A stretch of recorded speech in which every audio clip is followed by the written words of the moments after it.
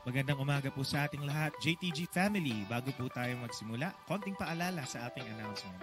Una na po dyan, magkita-kita po tayo tuwing midweek service. Yan po ay ginaganap tuwing Wednesday, alas 7 ng gabi. Magsama-sama rin po tayo every month. Tayo yung may Fuel Night Friday po natin yung ginaganap 7 p.m. dito po sa ating JTG GMA Hall.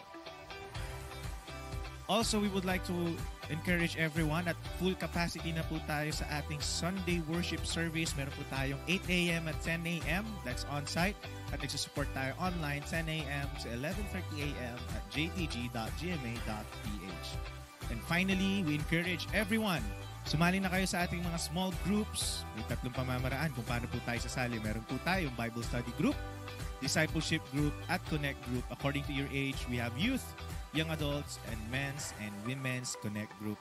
Simulan na po natin ang ating morning devotion. Muli, magandang umaga po sa lahat.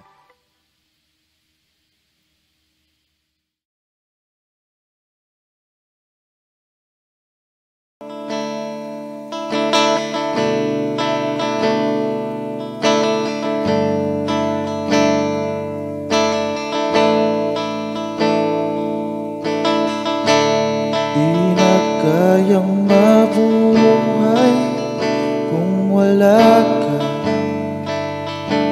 O Diyos. Di na kayang mawalay sa piling mo, O Jesus. Kaya nahanap-hanap ka at sa'yo'y sasamba. Kaya nga ang nais ko ay makapiling ka upang muling mayakap ka, upang muling mayakap ka.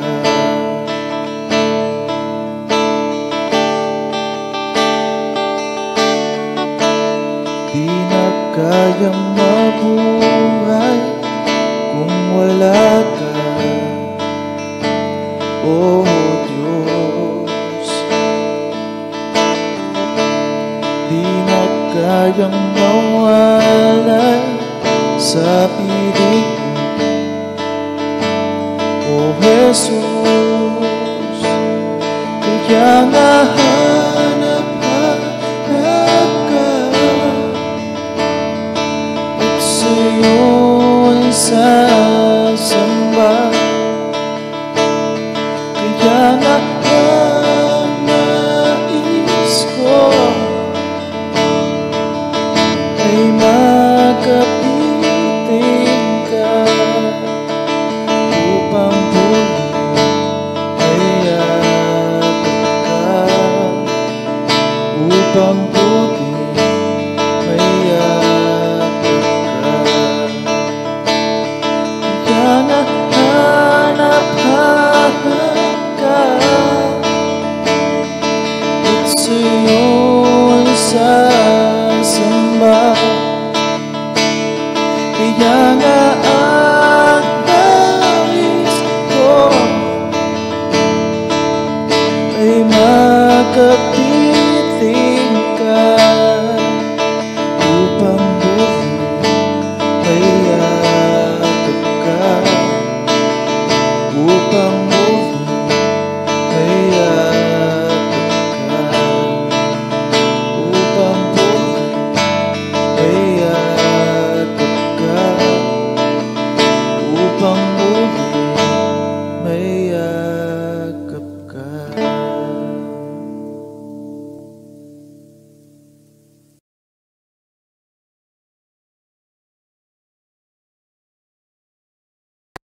Good morning po sa lahat na patuloy na nanonood sa ating morning devotion. Merry Christmas po sa lahat.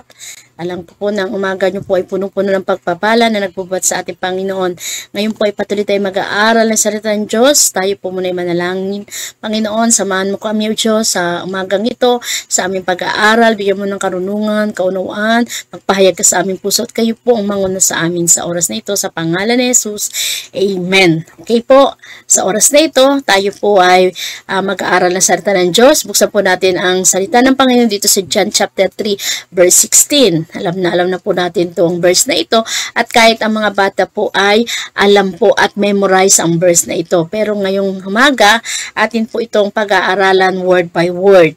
Sabi po rito sa salita ng Diyos sa John 3 verse 16, For God so loved the world that He gave His only begotten Son, that whosoever believe in Him shall not perish but have everlasting life.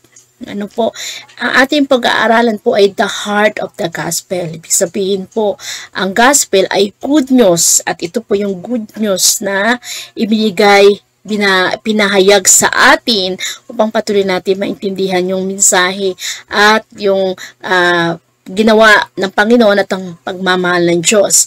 The context of this verse ng John 3 verse 16, kung atin po itong uunawain at iintindihin, ay makikita po natin, maiintindihan po natin kung babasahin natin ang buong chapter ng John 3. Dito po ay mababasa natin sa John chapter 3 ang pakikipag-usap ni Nicodemo sa Panginoon. Na isang gabi siya po ay nagpunta ng palihim sa ating Panginoon dahil napapakinggan niya po ang pangangaral ng ating Panginoong Hesus. Ano po? Sabi niya, iba po yung pamamaraan ng pagbabahagi ng salita ng Diyos. At sabi niya rito ay tinanong niya ang Panginoon, ano po? At sabi ng Panginoon sa kanya, maliban na ipanganak sa Espiritu ang isang tao, hindi siya pasok o hindi niya makikita ang karya ng Diyos. At sabi naman ni Nicodemus, paano mangyayari na ipapanganak uli ang isang tao? Siya po ba'y papasok sa sinapupunan ng kanyang ina na siya ay matanda na? Pero ang sabi ng Panginoon sa kanya, ang ipinanganak sa laman ay laman, ngunit ang ipinanganak sa espiritu ay espiritu. At sabi sa kanya, hindi niya maintindihan yung tinutukoy dito ng ating Panginoon. Kaya sabi ng Panginoon sa kanya, guro ka pa naman, pero hindi mo naiintindihan at nauunawaan ang salita na ito na aking pinahayag. Kaya nga sabi ng Diyos sa kanya, ang sino mang, sabi sa John chapter 3 verse 15, upang ang sino mang sumampalataya sa kanya ay magkakaroon ng buhay na walang hanggan. At sa verse 6, sinabi ng Panginoon, dahil sa kanyang gayon na lamang ang pag-ibig ng Diyos sa lipunan, kaya ibinigay niya ang kanyang bugtong na upang ang sino mang sumampalataya ay hindi mapahamak kundi magkaroon ng buhay na walang hanggan. Kaya pala ang tao na nilikha ng Panginoon ay nagkakaroon po sila ng kapanganakan muli dahil sa maiintindihan nila at mauunawaan nila ang Panginoong Hesus, na ibinigay ng ating Ama ang ating Panginoong Hesus upang magkaroon ng buhay ng walang hanggan at hindi mapahamak. Ano po? Sa pamamagitan ng ating Panginoon, yung kanyang kinakausap ni Nicodemus noong time na yun, walang iba kundi itong pinadala ng ating Ama at ang ipinangako ng ating Ama nung panahon pa lamang ng sa Old Testament na meron darating na Mesiyas o tagapagligtas at kausap niya na po yun. Kaya, ang John chapter 3 verse 16, ito po ay the heart of the gospel. Ano po? Gospel means good news. Ano po? At sabi po rito, maraming nagsasabi na yung verse na ito, mga preacher, na tinatawag daw nila itong the greatest sentence ever written. Ano po? Yung kanya pong verse na ito ay talagang napakahigit ang mga pangungusap, ano po, dahil bawat salita o bawat word na binanggit po dito may magandang mensahe, may magandang mensahe, may magandang balita na ipinararating sa atin. Ano po, kaya sabi nga ng isang unknown writer, tinatawag na ang John 3:16 ay the heart of the gospel at meron silang sinulat dito bilang tribute sa verse na ito. unahin po natin yung word, bawat ang word na ito na atin pong pag-aaralan. Sabi dun, di ba, for God. Ibig sabihin, God, the greatest lover. Ano po? Sasabi sa 1 John 3:16, pinakita ng Diyos ang kanyang pagmamahal sa pamamagitan ng pag-aalay ng kanyang buhay. Ano po? Ibig sabihin, itong God na ito, it is the greatest lover. Higit ang pagmamahal. Ano po, masigit ang pagmamahal na inaalay ng Diyos sa bawat isa. Ano po? For God, ano po, the greatest lover. Sabi susunod pong word, so love. Ibig sabihin, the greatest degree, no? Yung love ng Diyos, ano po, talagang ang antas ng kanyang pagmamahal ay talagang pataas ng pataas, at habang lalo natin nakikilala ng Diyos, natin ang Diyos, nakikita natin ang talagang lalim ng pagmamahal ng Diyos at ang lawak ng pagmamahal ng Panginoon sa bawat isa sa atin, no? May degree, talagang level up, ano po, mataas na mataas na uri ng pag-ibig na hindi pwedeng mapantayan ng kahit sino man. Kaya sabi rito, so love, the greatest degree. Next po, ano po, God, the greatest lover. So love, the greatest degree. The word is the greatest number. Ano po, yung sinasabi niyang word dito, yung pinakahigit na mga bilang ng mga tao ang gusto ng Panginoon na makaranas ng kanyang pagmamahal, ano po, ng kanyang pag-ibig sa bawat isa sa atin, ano po. Tapos next po, for God so loved, yung God, the greatest lover, so loved, the greatest degree, the word, the greatest number. Next po, that He gave, ibig sabihin, the greatest act. Yung kanyang ginawa ay ginawa po, higit ang kanyang ginawa, ano po, pinakita niya po that He gave, no? Ginawa niya po yung kanyang pangako, hindi lamang pinangako, kundi inak niya po, tinabaho niya, ginawa niya yung kanyang trabaho. It is the greatest act. Ano po, kaya yung that He gave, pinakita ng Panginoon ng pag-aalay ng kanyang buhay, hindi lamang po isinilang, kundi siya ay namatay at nabayubay sa krus para sa ating mga kasalanan at muling nabuhay. That He gave, it is the greatest act.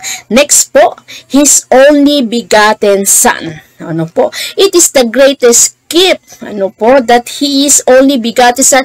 Ang kaisa-isa niyang anak, ipinagkaloob niya, ano po, He gave His only begotten Son, ano po. Tayo po ay nais natin na meron tayong magandang regalo, at naasam natin yung ating regalo ay talagang major prizes, ano po, at lahat ng tao ay gusto merong magandang regalo o libreng regalo, ano po, nag-aangad. Pero itong ginawa ng Panginoon, it is He is the greatest gift, His only begotten Son that He gave to us. Ano po? Kaya, yung po yung isa pong makikita natin dito, yung for God, the greatest lover, so love, the greatest degree, the word, the greatest number, that He gave, the greatest act, His only begotten Son, the greatest gift. Next po, that was ever, ano po, the invitation, the greatest invitation, that was ever, lahat, talagang makita natin yung kanyang higit na imbitasyon sa lahat na pag-aanyaya ng Panginoon na sino man, that was ever, anumang lagayan natin, mayaman, mahirap, maraming problema, anumang sitwasyon meron tayo, ang Diyos ay talagang andun yung kanyang invitation. Ano, that was ever, walang pinipili, walang tinitingnan, no? At sino mang gusto ng Diyos, lahat ay imbitahan. Ano po? Is only that was ever the greatest invitation. Next po, believe it. Ano po? That was ever believe the greatest simplicity. Ano sa kanya invitation, isa lang po, napakasimple lang po ng invitasyon ng Panginoon, no, sa sino mang mananampalataya. ang sino mang sumasampalataya. Yun yung simpleng greatest simplicity ng Panginoon, ano po, na ang pag-aanyaya niya po para sa atin, para maipakita niya sa atin kung gaano niya tayo kamahal at kung ano po yung greatest na tinatrabaho niya para sa atin, isa lang po ang makigusto niya sa pag-i-invite niya sa atin. Tayo po ay manampalataya. Ano po? Ayan. Isahin uli natin. For God, the greatest lover, so love the greatest degree, the word, the greatest number, that He gave the greatest act, His only begotten Son, the greatest gift that was ever, the greatest invitation, believe, the greatest simplicity. Ano sabi ito? Believe in Him. Pag sinabing in Him, the greatest person. Yun po ang Panginoon. Sa Kanya. Dahil siya'y higit sa lahat. The greatest person is only Jesus Christ, our Lord and Savior. Amen? Kaya yun po yung isa po.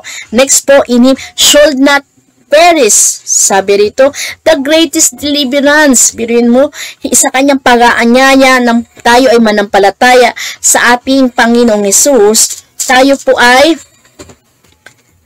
hindi po mapahamak. Ito ang gusto ng Diyos na makita natin. Yung kanyang greatest deliverance, tayo po'y makalaya sa mga kasalanan, sa mga bagay na hindi dapat sa harapan ng Diyos, sa kahirapan, sa mga trabaho ng kaaway. This is the greatest deliverance, should not perish. Hindi tayo pahamak sa ating mga ginagawa na hindi karapat-dapat sa Panginoon. Amen. Next po, should not perish, but, sabi po dito, the greatest difference. Ibig sabihin po, papakita ng Diyos ang kakaiba. Papakita ng Diyos ang higit na kakaiba sa mga taong sasampalataya sa Panginoon, na tayo po ay hindi mapapahamak. Ipapakita ng Diyos sa atin yung kakaiba ng buhay ng taong mayroong pananampalataya at sumasampalataya sa Panginoon. Next po, should not perish but have the greatest certainty. Ibig sabihin, magkakaroon tayo ng higit na katiyakan sa mga taong nanampalataya sa ating Panginoong Hesus, na hindi mapapahamak. Pagkakaroon ng kakaiba, ipapakita ng Diyos ang kakaiba na merong sa mga taong tumanggap sa Panginoon. Magkakaroon tayo ng katiyakan sa Panginoon. Amen, sa Panginoong Hesus.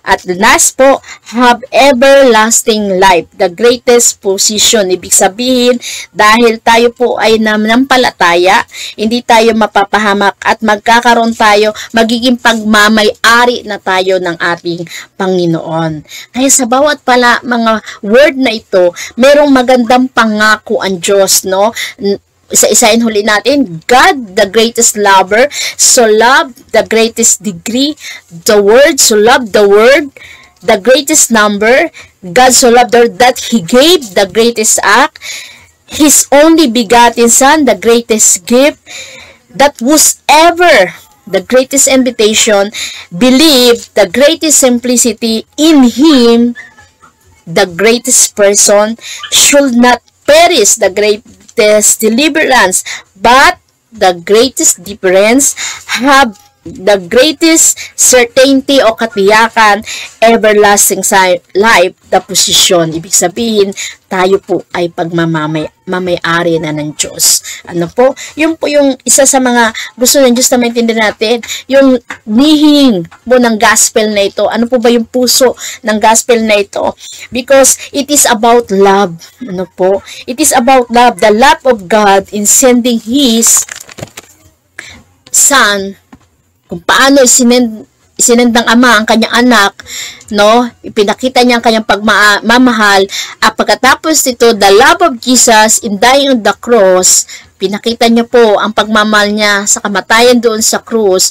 This is the divine love, that reaches out all people. Biruin mo, this is the divine love of God na maabot ang lahat ng mga tao at ma-provide niya yung mensahe, yung ibig sabihin ng kaligtasan na pinangako ng ating Panginoon sa bawat mga tao. God's love is demonstrated to the greatest degree, more than we can imagine. Papakita ng Diyos, i-demonstrate ng Diyos ang pinaka-greatest degree ng mensahe na hindi natin ma-imagine na ito pala yung tunay na mensahe ng pagmamahal at pag-aalay ng buhay sa atin. Bakit po? Because God cares. Tayo po ay gusto ng Diyos pangalaga. Mahal niya ang mga tao, mahal tayo ng Diyos, gusto tayo ng Diyos ingatan, He want us to be saved, gusto ng Diyos tayo maligtas, ma-enjoy natin ang eternity with Him, kasama niya po, at tayo po ay ma-escape sa lahat ng uri ng mga punishment na inihanda ng Panginoon, lalo po sa mga hindi mananampalataya at hindi sumampalataya sa Kanya. Ang gospel ng good news, the gospel is good news, and the good news is that sinful people can be saved because of God's love. Pero mo, ito yung mensahe ng good news, yung gospel na ito ay ang lahat ng mga makasalanan ay magkaroon ng kaligtasan because of God's love, mercy and grace, because of what Jesus did on the cross. Kaya nga sabi ng Acts chapter 4 verse 12 na kay Jesucristo lamang ang matatagpuan ng kaligtasan, sapagkat sa silong ng langit ang kanyang pangalan lamang ang ibinigay sa lahat ng tao, sa ikaliligtas ng lahat ng tao. Walang iba na inihanda ang Ama, ang Panginoon para sa atin, para magkaroon tayo ng kaligtasan, ay sa pamamagitan ng ating Panginoong Hesus lamang. Kaya gusto ng Diyos na maintindihan natin na hindi lamang tayo talagang nananampalataya, kundi maintindihan natin na tayo pong na tumanggap sa Panginoon ay talagang makikita na tayo ay ipinanganak sa Espiritu. Ipinanganak tayo sa Espiritu at naging kakaiba. Sabi nga, naging kakaiba ang buhay natin, naging karapat-dapat tayo at naging pagpapala. The Bible speak of the books. Makita natin, ang Bible, pinapakita po rito na merong books na pag inopen ito sa judgment, makikita natin na nasusulat lahat ng mga kasalanan ng tao. Ang hirap imagine na doon sa giant ledger, tapos nandun yung pangalan mo, pangalan ko, pangalan natin, sa bawat column na yun, lahat ng mga kasalanan mo natin sinusulat doon. May column after column ng mga ginawa nating kasalanan. Mga maliit man o malaki, nakasulat po doon yun, yung mga ginagawa natin na hindi karapat-dapat, mga failure, mga kasalanan, lihim man o hindi, yan ay nakasulat. Tapos, ginawa ng Father, sinulat niya po doon sa mga kasalanan natin, sa isang ledger na yan, sa isang books na yan, talagang makita natin, honestly talaga, ang dami natin ginawang kasalanan sa harapan ng Panginoon. Tapos ilalagay doon ng Diyos, paid in full by Jesus Christ. Yun lang yung isusulat doon. Binayaran na ni Kristo. Binayaran ni ng buong-buo ni Kristo ang mga kasalanan natin na pagkadami-dami. Mula pa nung bata tayo hanggang ngayon, ang lahat ng yan ng mga pagkakamali, ang ginawa lang ng ating Ama, isinulat doon, paid in full by Jesus Christ. He paid the debt of sin binayaran ng Diyos lahat ng mga kasalanan ko na nagawa. Lahat ito binayaran. Lahat ito ay ginawa na ng Panginoon. Binayaran ng Diyos, inalis tayo sa kasalanan. Bakit ito ginawa ng Diyos? Because of divine love. Because of divine love, a love that is beyond comprehension. Ibig sabihin po ay lalo nating lubusang mauunawaan yung tunay na pagmamahal ng Diyos. Ito po yung ibig sabihin ng John 3:16. It is the heart of gospel, the divine love of God to everyone. Ito po yung mensahe ng tunay ng Pasko sa bawat isa sa atin, na tayo ay mayroong binigay na tagapagligtas, na ang isang anak na ito ng ating Ama ibinigay para sa atin sa ikaliligtas ng lahat nating kasalanan. Kaya sa oras na ito, alam ko po na mayroon tayong natutunan na mensahe. Yeah, Lord, we give you praise and honor, Panginoong God. Hallelujah. Amang banal, sa pangalan po ng iyong anak na Jesus at sa pamamagitan po ng iyong Santong Espiritu, Panginoon, kami po ay nagpapasalamat sa umagang ito, Lord God, sa panibagong buhay na patuloy na ipinagkaloob mo sa aming Panginoon. Maraming pong salamat, Panginoong God, sa patuloy na pag-iingat mo sa amin sa nagdaang oras, Panginoon, sa iyong proteksyon, Panginoon.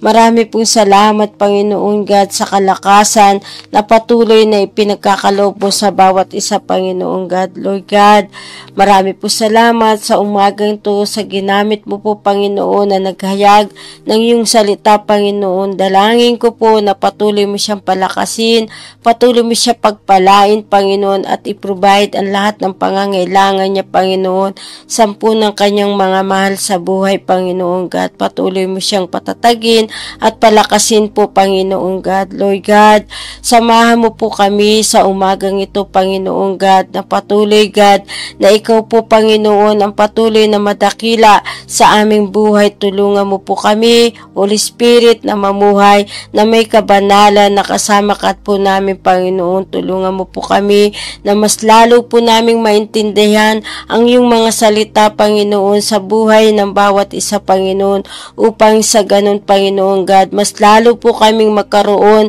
ng malalim na relasyon sa iyo, Panginoon God.